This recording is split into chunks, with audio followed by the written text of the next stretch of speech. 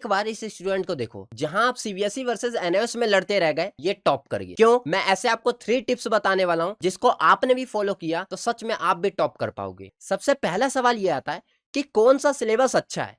तो सीबीएसई का सिलेबस है डेप्थ एंड एनआईओएस का सिलेबस है ब्रॉड। क्यों? क्योंकि सीबीएसई अगर 11th पढ़ा रहा है तो कंप्लीट 11th का सिलेबस आपको डेप्थ में पढ़ाता है, 12th पढ़ा रहा है तो कंप्लीट 12th का सिलेबस आपको डेप्थ में पढ़ाता है। बट एनआईओएस जो है 11th एंड 12th बोथ पढ़ा रहा है, तो 20% आपको 11th है एंड 80% आपको 12th का। तो इससे सिलेबस जो होता है वो ब्रॉड हो जाता है, ना कि डेप्थ रहता है।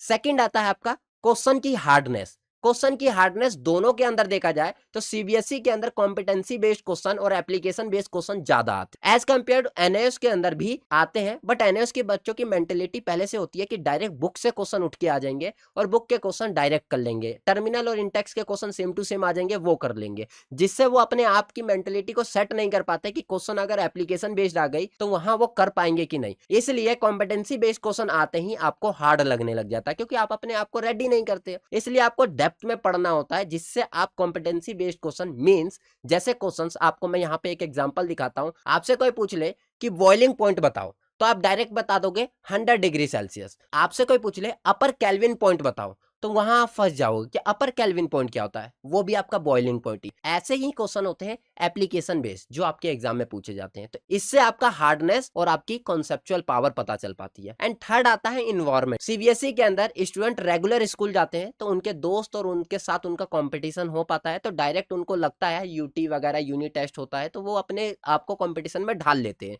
और चीजों को सीखते हैं। बट एनआईओएस के अंदर क्या है, आप प्रोकास्टिनेशन करते रह जाते हो, चीजों को टालते रहते हो, आज कर लेंगे, कल कर लेंगे, परसों कर लेंगे, इससे पहुंच जाते हो आप लास्ट मंथ पे। और लास्ट मंथ एक मंथ पहले अगर चीजों को पढ़ोगे तो उससे कॉन्सेप्चुअल क्लियर नहीं कर पाओगे, सिर्फ पास ही हो पाओगे, याद रखना। तो इसलिए क्या किया जाता है, प्रोकास्टिनेशन को आज ही खत्म करो और अच्छे मार्क्स लाओ। ये 3 डिफरेंस आपके मेन पॉइंट डिफरेंस होती है सीबीएसई वर्सेस एनआईओएस का। ये पॉइंट्स आज से फॉलो करो। और आप किस बोर्ड से हो, सीबीएसई से या एनआईओएस में, नीचे कमेंट बॉक्स में जरूर बताना। इस रील को सेव करके अपने सभी दोस्तों के पास शेयर जरूर करना। मिलते हैं हम नेक्स्ट वीडियो में ऐसे ही धमाकेदार।